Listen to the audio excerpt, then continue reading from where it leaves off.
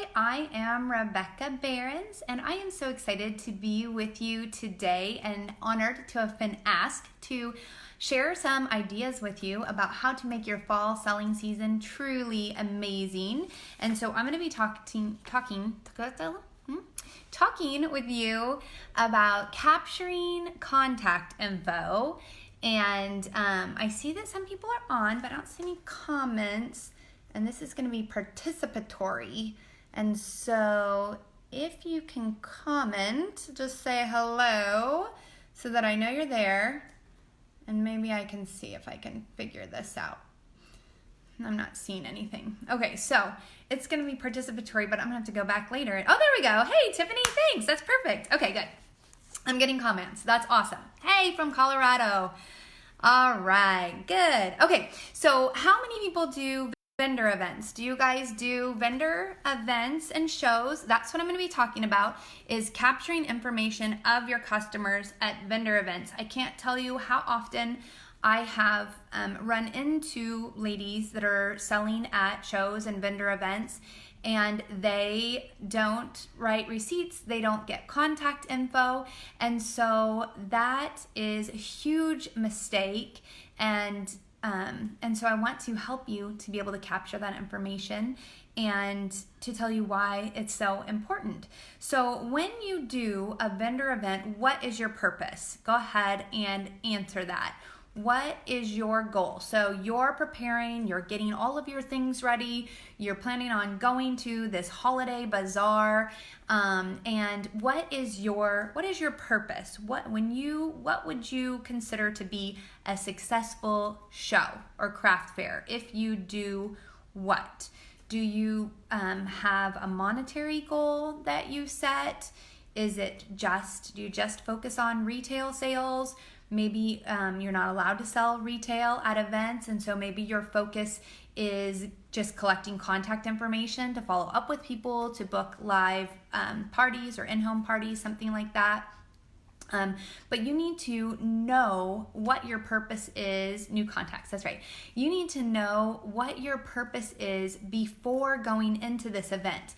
And so when we first started selling, I sell with my daughters, and when we first started selling, our purpose at events was we want to make 10 times our booth fee. So no matter what we paid for our booth, we wanted to make 10 times our booth fee and more if we could. And so we would go to these events with this mindset of we want to sell.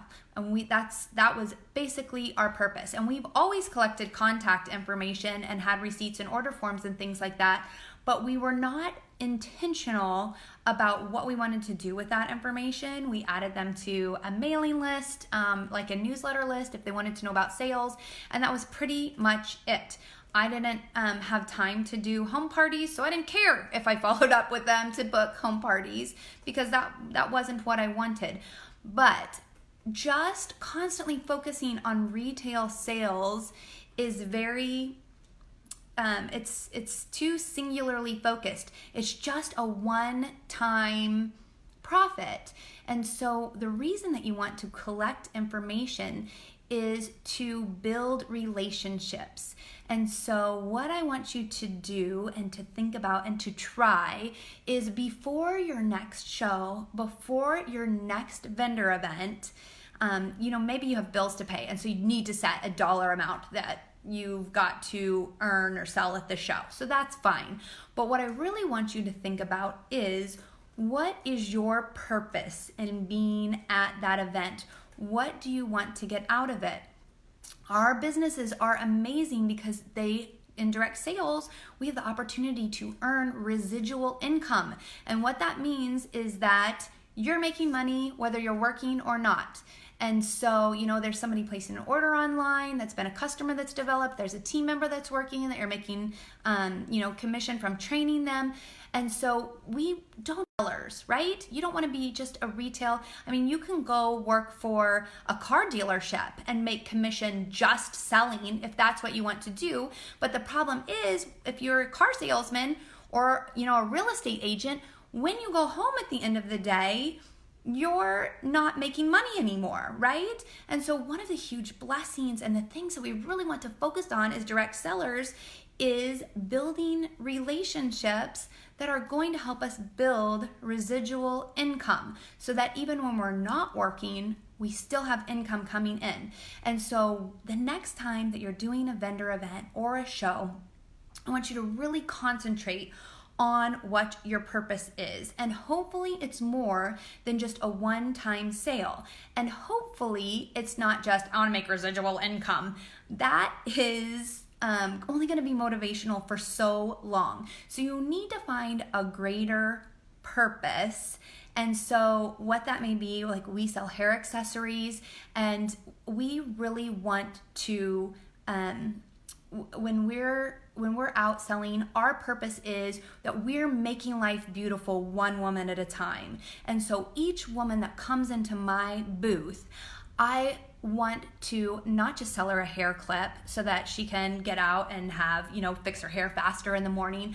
I want to help make her feel beautiful, not just at the show when I put the clip in and send her away, but I want to make her feel beautiful day after day after day. And so for her, that may be just using the hair clip, but I've had this motto for us, and this purpose and this focus for us has been not just helping people feel beautiful outwardly, but it helps people feel beautiful inwardly. When I have girls that are joining my team that never thought they could sell, they never thought they could speak to people, and we're helping to empower them to do that, their whole life is more beautiful. And it's not just about, it's making me residual income, but because there's a higher purpose there, it's lasting, and it's more significant, and it's something that we can really think about and focus on so that we're not just turning over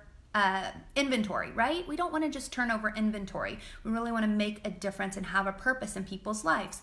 So when you think this way, and when you collect these people's information, which Amy makes it so easy to do, right? I hope that everybody that's watching already has the Amy app, that you're already using it. If you're not, you need to get it. The cost is so insignificant compared to the rewards and what it empowers you to do, and even less than the sales, it gives you back your time and your life, and it takes the stress of forgetting things off your mind. So hopefully you have the app. So when you're at a show and when you're collecting these people's information, and you always want to get their information and the way that they like to be reached out to, but preferably I have the most success with text. So I ask for people's cell phone numbers when they are giving me their information. And I have I would say 95% of people will give me some information, and probably 80% of them will give me their cell phone number. And the reason is because I offer them value beyond that initial sale. So we sell hair clips. So when somebody is purchasing their clip, as I'm checking them out, I say, oh, be sure I give them my phone, and I'm writing up their order also on a piece of paper, but I just give them my phone and say, oh, be sure to give me your cell phone number, and I will text you a link of videos on how to do hairstyles. So I'm offering them something of value. I'm not saying, oh, I'm going to text you a link to my website so you can buy more stuff when you get home. If you love your clip, I'm gonna give you my website so you can buy more stuff. Because then who wants their cell phone number to be sold to, right? People don't want that. I don't want to give my cell phone number to somebody to send me their website. But because I'm giving them a video to show them how to use their clip and different hairstyles they can do with it, I would say 80% of them will give me their cell phone number. The rest will give me an email or some other way to send it to them because they want it. So you have to think about what that is for you. If you sell, lipstick and there's a special way that they should put it on, then maybe you want to give them a video for that. Or, if you sell a product where for it, maybe you've got a PDF that you can send them a link to. So you want to think about what it is, how can you add value to them? Because it makes them much more comfortable when they're giving you their information to know that, that they're giving it to you, and they're giving you permission to start that relationship. So once you've got that information and you go home, you want to really be honorable in how you use that. And so you want to give them what you promised to give them. You want to ask them about the product that they purchased from you. Are you using it? Are you having trouble using it? And then I also will let them know, if you will send me a picture of you using your product, I'll enter you into a drawing. So I'm again inviting them to contact me again so that I can get that information, so I can get a picture from them. But it just continues the conversation, right? We're building their relationship.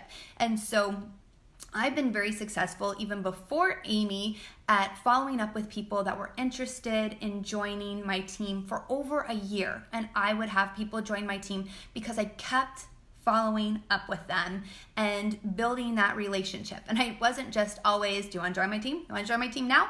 Now do you want to join my team? But it was that relationship that was building. And so I've got a lot of girls on my team because of the fact that I had their information and I followed up with them and I built the relationship with them and I learned about what they wanted and why they had initially said they were interested in the business and why maybe they didn't originally sign up, what it was that was in their way. And so because of that follow-up, I've got a lot of girls on my team that joined after a couple of months and a bunch after a year, which is just crazy. That's a long time of following up with people. So what holds you back from collecting info? Do you guys have stumbling blocks or specific things, reasons why you don't collect info? You guys can post those below and I'll try to address them if I see them. Or you can message me if there's something specific that I didn't cover. I'm happy to cover that for you if I have ideas. But I think a lot of times it's because we don't want people to think we're going to harass them or spam them. But if you're offering them something in return and they're willingly giving you their information, I think you can feel more confident about collecting their information from them. All right, let's remember. You need to be able, okay. All right, so we talked about being intentional and having a purpose, collecting the information from them. Next, we want to, before you even go to the event, and I skipped over this part, is really be intentional about how you want people to see you. So do you think about that? Like before you go to the event, do you think about the interactions that you want to have with people? Do you want them to see you as just a salesperson? Do you want people to see you as someone who genuinely cares about them and wants to help them solve a problem? You need to meditate on those things before your show and think of keywords that will help you to remember. If you're very shy, if you're very quiet, if you usually hold back and you feel like that hampers your sales, then you want to think about, I want people to think I'm outgoing. Even though I'm not outgoing, I want people to see me as outgoing. I'm going to do X, Y, and Z so that people see me as being outgoing. Or maybe you come across too strong and maybe you're like, okay, I don't want people to think I'm pushy. So maybe you have to tone yourself down in what you want to think about yourself. So think about how you want people to see you. Think of specific words. Think of specific interactions that you've had with people in the past that went really, really well, and try to recreate those interactions at your next show. But you have to be intentional about it, or else it's really easy to just slink back and sit behind our table and kind of hide from people or bury our heads in our phones. And you're not going to get the information you want. You're not going to fulfill your purpose. You're not going to collect information to build relationships if you're doing that. If you're sitting behind the table, if you're not talking to people that come to your table, if you are constantly looking at your phone, and you're not going to be approachable and you're going to miss fulfilling your purpose. So really think about those things. On a whole, once we have this information, You want to use it. You don't want to just let it sit around. So I used to collect everyone's information. I'd had all of their email addresses. I'd put them all into my email database, and whenever I got around to it, I would send them a newsletter, or I would send them a sales notification. I would send everybody a thank you right away, but that's about as reliable as I was with that information, just because all the rest of it seemed like a hassle. One of the great things about Amy is when you pull up your phone and you go to that dashboard, you can track the most, the activities that are giving you the most bang for your buck, the things that are most impactful, the things that are really going to tell you if you're doing what you need to be doing to get sales, to grow your team, to book more parties. That is all listed on that front dashboard. I encourage you, take a screenshot every morning when you get up. Take a screenshot of your dashboard so you know where you started the day out. And then at the next day, you can compare. Where did you end up? What were your numbers the next morning? And what moved? What didn't move? If you're spending 3 hours working on your business and none of your dashboard numbers changed, you're in serious trouble. You are not doing things that are the best use of your time. Now, I know we have to keep track of taxes. We've got to save receipts. Some of us have to take pictures of our products and style them, or whatever it is that you have to do. So there are these background things that we have to do. But even if it is photographing your product and then uploading it to Instagram, you should still see the numbers moving. There should be shares. There should be clicks on your social shop. And so those numbers will move if you're doing the right things. If you're not doing the right things, those numbers are going to be stagnant and you're going to be wasting your time. It's so easy to get caught up in busy work, right? Or things that we feel confident in, or things where we're not going to face any rejection. And so those are kind of like the comfort foods of direct sales, all these busy work things. And they need to be done. Some of them need to be done, but really you need to take a look. Does this need to be done? Is this giving me a good return on my time investment? And if it's not, you want to cut those things out. And I've read some really great books and follow some different leaders that helped me to see where I needed to be spending my time to make the greatest impact. I'm happy to share those resources with you. If you want to send me a message, I can message you like a list of resources that I've used with kind of definitions of each one, or a little description of each one, and how they helped me focus. But that is ultimately what I want to leave you with, is great job being on today, or listening to this on the replay, or if you're watching this, it means that you're growing. Don't stop growing. Don't stop learning. Look for ways that you can improve yourself, because that will help you. That is a huge step in the right direction, is looking for ways to improve, to practice. And all of that's going to help you achieve your purpose for whatever it is that your purpose is. So I'm Rebecca Behrens. I thank you so much for joining me today. I'm making life beautiful one woman at a time. Thanks again for joining me.